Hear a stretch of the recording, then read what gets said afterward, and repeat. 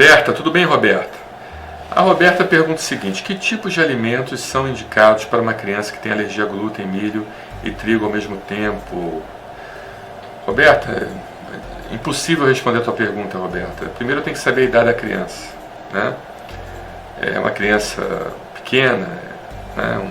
É um lactente, é uma criança maior, é um adolescente, então tem que saber primeiro essa questão, a idade.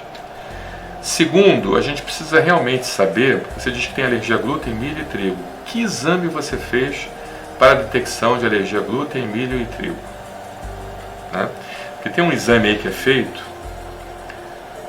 um exame de detecção de IgG para alimentos, que já foi mais do que desmerecido pela comunidade internacional em relação ao uso desse exame. Tem muita gente pedindo isso, tá? Eu não quero ser polêmico aqui, mas esse exame de detecção de IgG contra alimentos, ele é um exame falso. Por quê? Porque a gente produz anticorpos da classe IgG naturalmente em determinadas situações da nossa vida contra alimentos.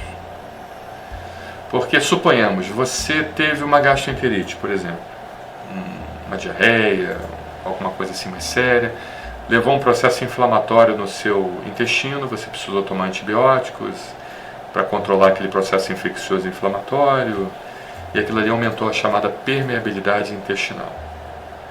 Ou seja, o intestino ele ficou menos seletivo, ele fez com que não só o alimento totalmente digerido, os aminoácidos, eles entrassem na corrente sanguínea, mas também as chamadas macromoléculas, ou seja, as proteínas, entrassem na corrente sanguínea. Quando entra uma proteína na corrente sanguínea, o sistema imunológico ele é ativado e produz os anticorpos, os linfócitos B, produzem os anticorpos da classe IgG, entendeu?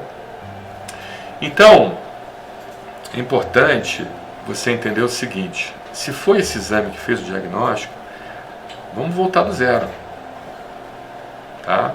Vamos voltar do zero. A gente precisa ver realmente o que está acontecendo com você, porque esse exame já foi desmerecido, é um exame que vê um monte de coisa, dá uma positividade a um monte de problemas, ou seja, IgG positivo a milho, a glúten, a trigo, a soja, a cacau. A pessoa faz uma dieta restritiva horrorosa e aquilo ali não indica em hipótese nenhuma realmente que o paciente tem alergia alimentar a esses elementos.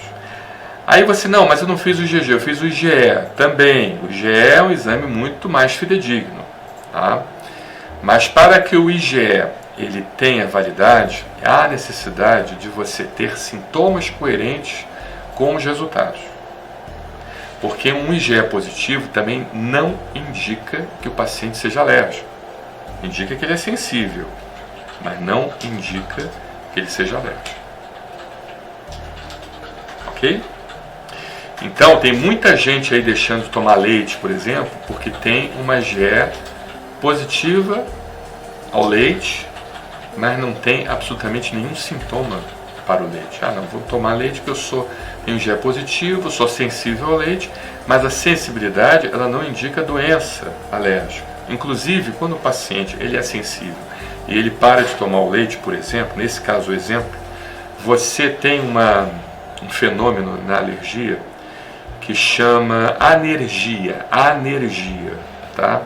Ou seja, você induz a uma dessensibilização se você continuar fazendo uso do alimento e você controla a manifestação alérgica usando aquele alimento. Você acaba produzindo os chamados linfócitos T reguladores, que regulam o processo de imunidade contra aquele alimento, entendeu? Então, se você retirar o alimento e você for sensível ao alimento, aí sim você pode se tornar muito sensível e desenvolver então o processo de doença alérgica contra o alimento, entendeu? Então você vê como é difícil a gente tratar a alergia. É muito complicado, é muito difícil.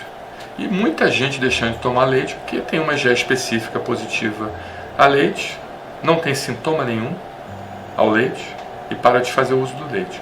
E um outro problema também, pior ainda, é quando o paciente tem IgE negativo ao leite, mas tem sintomas gastrointestinais importantes quando fazem uso do leite, mas como o exame não deu positivo, ele não para de tomar o leite. É pior ainda isso. Porque, aí chega no médico, o médico, não tem nada, tal, mas tá lá a diarreia, tá lá. Entendeu?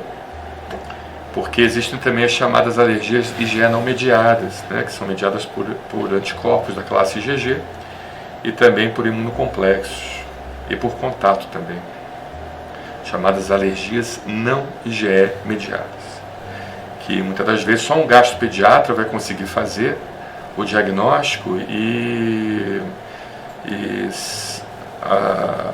exames complementares precisam ser solicitados, chegando ao ponto, em alguns casos, de pedir a chamada colonoscopia com biópsia do ilho terminal, aonde vai ser evidenciado a chamada hiperplasia linfóide no ilho terminal, indicando um sinal clássico de alergia alimentar, não IgE mediada, entendeu?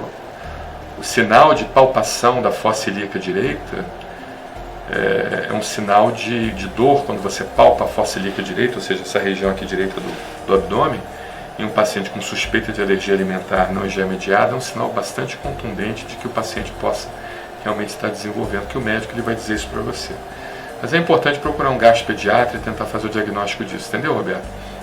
Então a minha indicação é a seguinte, eu acho que a gente conversou bastante, né?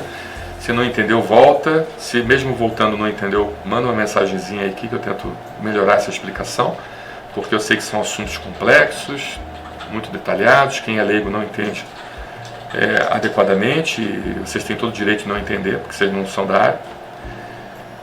Entendeu? Então volta que a gente volta então a lhe explicar, tá bom?